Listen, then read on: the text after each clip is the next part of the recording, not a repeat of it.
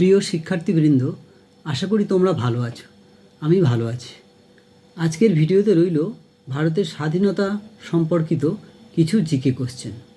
চলো দেরি না করে ভিডিওটা শুরু করি। প্রথম কোশ্চেন হলো, ভারতের স্বাধীনতা দিবস কবে পালিত হয়? অ্যান্সার হলো 15ই আগস্ট।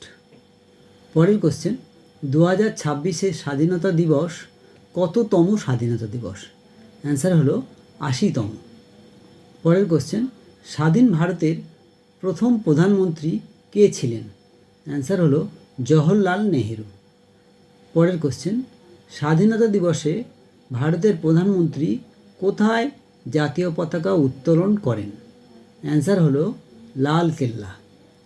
পরের কোশ্চেন, ভারতের জাতীয় পতাকার কেন্দ্রে কি রয়েছে?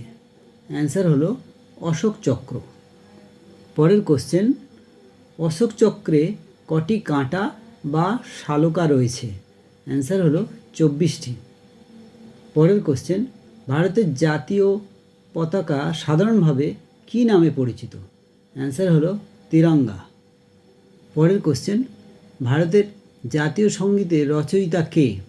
অ্যান্সার রবীন্দ্রনাথ ঠাকুর। পরের কোশ্চেন, ভগৎ সিং কোন আন্দোলনের অন্যতম বিপ্লবী ছিলেন? অ্যান্সার স্বাধীনতা আন্দোলন। পরের কোশ্চেন, ভারতের স্বাধীনতা লাভের সময় ব্রিটিশ ভারতের শেষ ভাইসরয় কে ছিলেন? অ্যান্সার হলো লর্ড মাউন্টব্যাটেন। পরের কোশ্চেন, স্বরাজ আমার জন্মগত অধিকার এই বিখ্যাত উক্তিটি কার? অ্যান্সার বাল গঙ্গাধর তিলক। পরের কোশ্চেন, জালিয়ানওয়ালাবাগের হত্যাকাণ্ড কোন সালে ঘটে? অ্যান্সার 1919 সালে। পরের কোশ্চেন, বন্দে মাতরম গানটি কে রচনা করেন?